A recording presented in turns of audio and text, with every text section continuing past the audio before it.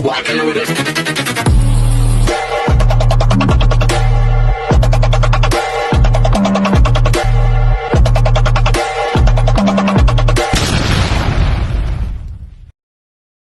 Hello beautiful people! Welcome back to my channel. This is your Mama Sam dito sa Sam Sam TV. Kamusta naman kayo mga amigo, amiga, kumare at kumpare? Sana lahat kayo ay okay na okay ngayong araw na to. Syempre ko ako naman ang tatanungin nyo. Kita naman ninyong fresh overload ang Mama Sam ninyo.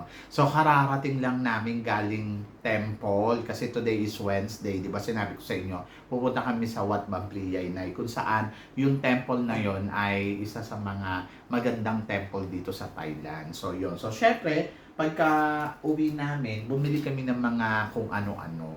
Actually, gusto kong pupunta doon sa temple na yon kasi nga, ewan ko ba, parang I feel something mystery doon sa loob ng temple. Tapos, ano siya, parang ang solemn. Ayun. Tapos, dati kasi yung may problema ako dito sa Thailand na yung, di ba yung panahon ng pandemic, pagkatapos nawalan ako ng trabaho, naalala ko talaga, dumaan ako doon sa temple na yun, tapos iyak ako ng iyak, as in iyak ako ng iyak kasi hindi ko alam kung ano yung gagawin ko. Tapos after nun, alam mo yun, yung parang napapikit lang ako, tapos parang nakaidlip ako ng ilang minuto sa pag-iiyak ko. Kasi yung alam mo yun, yung parang wala ka naman kasi ditong pamilya, wala akong magulang, na ano, so diretso ako doon sa Wat Bang Priyay night. Tapos ando doon ako nakaupo, yung nang samadhi, yung parang meditation.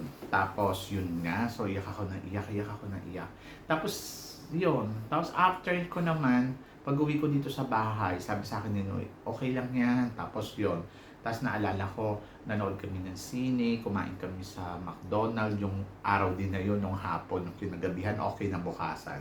Tapos yun, tapos parang nawala yung takot ko, nawala yung kaba ko na parang paano ako. Basta na, parang everything is okay. Ganon. Tapos after nun, ayun, okay naman ang lahat until now.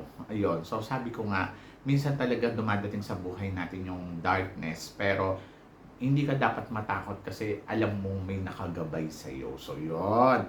And then naalala ko pa, kanina yung nandoon ako sa temple, parang na-reminisce sa utak ko lahat yung mga yung nangyayari noon, na sobrang hirap ng panahon. Tapos sabi ko nga kanina, wala talaga ako ibang buhang bibig kundi salamat. Sa guidance pa rin syempre, hindi kasi natin alam yung in the future, ano ba yung mga mangyayari.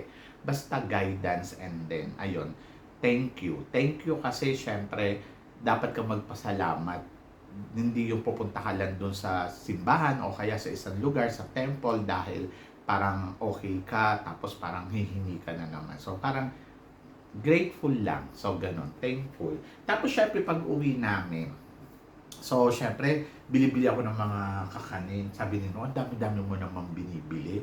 Tapos sabi ko, dati kasi yung mga panahon pa namin na bago-bago lang kami dito, kami ni No, ayun, yung parang sapat lang yung pera namin pagpupunta doon sa temple na yon. Tapos parang konti lang yung ano namin, nabibili namin. Actually, hindi kami bumibili. Umaasa kami doon sa libre. So ngayon naman, parang naisip ko, bili lang tayo kasi parang nga sa community, yung community doon na natutulungan naman namin. Yung kumbaga parang nare-return namin yung ano, yung kumbaga parang miski pa paano meron ka, i-share mo naman sa kanila. So, bumili ka ng mga pagkain nila. Kaya kanina, dampot lang ako ng dampot ng gusto ko. At ito nga, mga nabili namin. Actually, ito. Suman. Ayan. Actually, bumili ako nito. Sabi ko nga sana pala 5. Alam niyo kung magkano lang to? 10 baht. So, yan. Isang ganito. So, yung loob niya, actually, kinain ko. Ito. Ganito siya, guys. Ang sarap-sarap. Tapos,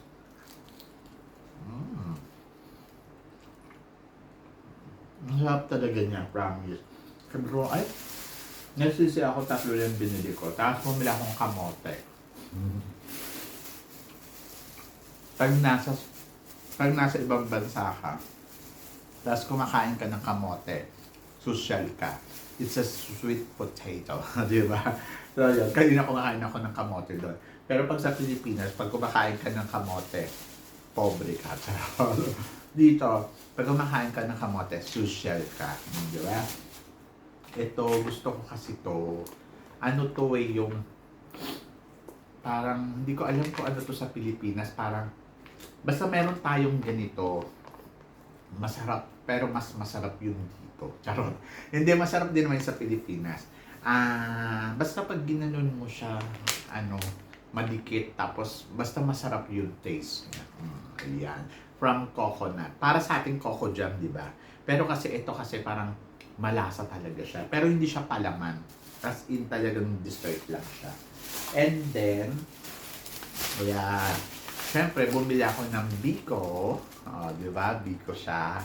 Ayan. Biko. And then, ito, puto. Ayan, puto. Di ba? Sobrang bongga. So, ito, parang 35 baht. Tapos, ito, parang 50. Tapos, ito, parang 60. Ito lang yung mura. 10 baht, 10 baht. Saka yung kamote, 20. So, yun. So, natuwa ako kasi parang I felt na, sabi nino kanina, so mabili ka naman ng bili. Parang okay lang kasi parang magbigay tayo, magsukli tayo sa kanila, kumbaga magbalik tayo sa kanila. Hindi yung parang pupunta ka lang dyan, tapos parang puro pakabig ka lang. So, ngayon naman dapat mag-return. Di ba? So, yun. So, kasi parang ang feeling ko kasi, miski pa paano, hindi naman ako madami. Wala naman ako din. Kumbaga parang mas nakakaluwang lang ngayon. Tapos, ayun. So, parang, ano ba naman yung gumastos ka? So, ngayon, naisip ko lang kanina habang naglalakad ako. So, nakakatulong ka kasi doon sa pinagbilhan mo, sa community, doon na kung ano, kumbaga parang tourist spot kasi yun eh. So, nakakatulong ka sa kanila. So, may naibibigay ka na mas, mas maganda, mas may na-share ka, ganon.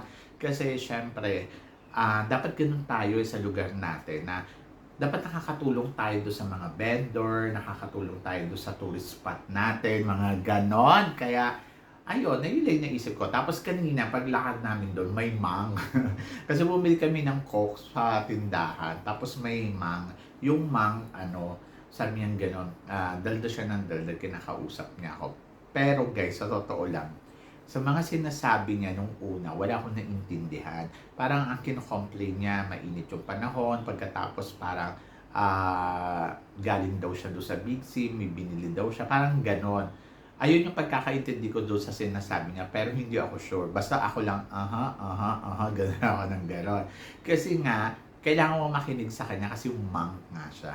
Pagkatapos, so, nagsabay na kami, sinabayan niya kami maglakad. Yung sabay na kami maglakad, tapos sabi niya sa akin, sa sungkran, matuto kayong magtambon, parang matuto kayong mag-alay, ganon. Parang magbigay, ganon. Huwag kayong bumili ng lottery, ganon. Tapos tinanong niya ako, nakabili ka na ba ng lottery? Tapos binigyan niya ako ng number. Tapos natawa lang ako. Anyway, ang feel ko lang today, I feel blessed. Kasi parang, basta, iba yung feeling ko, parang ang feeling ko sa yung puso ko, ganon. Tapos nakapagtambon na nga kami ni Noon doon sa ayun, basta masaya. Masaya yung feeling, feel great, feel happy, tapos, ayan, may mga pagkain pa, tapos ang saya lang, di ba? So, yun. So, ewan ko kung ano to sa atin, pero para siyang kanin, para siyang, na may, okay yung lasa niya. Yung texture niya talagang, pag ninunguya mo lalong sumasarap. Oo. Tapos, siya, hindi siya, steam. Siya, binarbecue. Ano ba yun? Parang, niluto siya sa barbecue, sa baga. Tapos ang bangon-bangon ng dahon ng saging, no? Ayun. So, ganito dito sa Thailand. So, basta, ang ko lang, madami din ako natututunan, guys. Kapag nagbigay ka, basta pag humingi ka, tapos binigay sa'yo yung gusto mo, matuto ka magbalik. Hindi yung parang puro kabig ka lang ng kabig. Hindi yung parang gusto mo lang makuha yung gusto mo. Kaya matuto ka rin mag-return. Hindi lang dito. Hindi lang sa Buddha, kahit yung sa atin, sa simbahan. Sabing ganon, pag sumweldo ka, magbigay ka, miski papano. Sabi nga kasi doon sa Biblia, yung nabasa ko, parang kung sino yung mag-aalay, mapupuno yung bodega niya. Yung kung sino mag-aalay mula doon sa anin ng nilagay niya sa bodega niya, parang pupunuin yung bodega niya, mapupuno yung bodega niya. Yung ganon. Huwag kang ma-worry na magbigay. Kasi, kumbaga, bahala siyang magbalik sa'yo. Huwag ka rin mag-expect ng babalik sa'yo. Yung, ay, nagbigay ako, mas marami yung babalik sa akin. Hindi ganon. Kumbaga, magbigay ka lang. Tapos, hayaan mo lang. Hayaan mo lang. Basta magaang yung buhay. Kapag nagbibigay ka. So, isa rin yun sa mga natutunan ko. So, matuto kang magbigay. Natuto ako kasi parang dito nga sa Thailand, parang ang mga tao dito, hindi sila nagdadalawang isip na magbigay sa temple. Tapos yung temple nilang ganda-ganda. Tapos, ayun, siguro may bumabalik talaga sa kanila na mas maayos. So, hindi naman yung ano yan na parang, ako, ibibigay ko to. Sabing ganon, basta lagi mo lang isipin first yung kung paano ka magbibigay. Tapos, ayun, para yung return sa'yo mas okay. Basta, ewan ko kung na-experience nyo. Ako kasi na-experience ko yun. Hindi naman porket pag nabigay ka ng 1,000 ay ang balik sa'yo ay 100,000. Walang ganon. Basta ano lang, feel good lang lagi. And then, i-enjoy mo lang. Ganon. Basta be happy. Ganon. Basta bukal sa kalooban mo kahit magkano lang naman. So, yun. So, etong mga kakanin na to, sobrang natutuwa ako today. Mula nung nag-tour kami doon sa Petchaboy, ayun, nagkaroon ako ng realization na parang, oo nga naman, no? So, kaya ka nga dumayo sa lugar nila para masuportahan mo yung kung ano yung merong binibenta doon sa lugar na yon. Tapos, syempre, yung turista nila. So, yon. So, basta nakatulong ka sa community. So, dapat ganon. Dapat paikot. Dapat may tinutulong, may nagbibigay, tapos nakakatulong ka sa community. So, ganon. Kaya dapat piliin natin lagi maging mabuting tao, guys. Kasi pag mabuting tao ka, promise yung return nun sa'yo, magiging maganda. Sabi ko nga sa inyo, naniniwala ako sa karma. So, yung karma, parating may good and bad karma. So, depende na lang yan sa'yo kung ano yung pipiliin mo. Kung pipiliin mo bang maging masama o pipiliin mo bang maging mabuting tao. Tapos, kagabi, yung bago ako matulog, may nabasa ako sa Bible. Sabi doon sa Bible, lahat ng ginagawa ninyo, nakikita ko. Sabi niya gano'n. So, ibig sabihin, bilang tao, may nakatingin talaga sa'yo at nakikita niya kung ano yung ginagawa mo. Kung ikaw ba ay gumagawa ng mabuti o ikaw ba ay gumagawa ng masama. And then sabi gano'n, lagi mong alalahanin, nakatingin ako sa'yo. O, diba? So, yon. So, dapat gano'n din kayo. Lagi niyong tandaan na laging nakatingin sa inyo ang Diyos. So, yon. So, basta, guys, ang akin lang, dapat lagi mong piliin maging masaya. Paano ka magiging masaya? Sa pamamagitan yon, sa sisimulan mo sa sarili mo, makontento ka sa maliit na bagay na kung ano yung meron ka, at matuto ka rin mag-share sa kung ano yung meron ka. So, mag-share ka lang din sa iba. So, katulad na lang halimbawa, ayan, yung kapag may pera ka, binibili mo sa iba, so tumutulong ka na doon sa community na meron ka. So, yun, isang malaking bagay na yon. Lalo na kung halimbawa, andyan ka sa Pilipinas, so taga Laguna ka, tapos pumunta ka sa Antipolo, bumili ka ng mga suman doon. Yung mga nagtitinda ng suman doon, natulungan mo na sila, yung mga tao doon. So, isang malaking bagay na yun para sa kanila. Diba? So, yun. Kaya dapat lagi nating tandaan kung paano tayo magiging mabuti sa kapwa natin. So, yan. So, guys, sana may natutunan kayo dito sa vlog ko for today. So, sana na-enjoy nyo rin yung mga pinakita ko mga kakanin. Ewan ko kung anong pangalan nito. Parang sapin-sapin ba? So, basta masarap to, promise. So, 60 siya. So, mura na para sa akin. Pero yung iba mabibili mo 50, ganon. But okay na yan, at least nakatulong tayo kay Lolo. So yon. So guys, so comment below kung meron kayong chika at comment. And then of course, sana na-enjoy ninyo ang vlog natin for today. So hanggang dito na lang. Hanggang sa muli natin chikahan! See you tomorrow. Sa mga hindi pa nakaka-subscribe, subscribe na lang po kayo. Maraming salamat!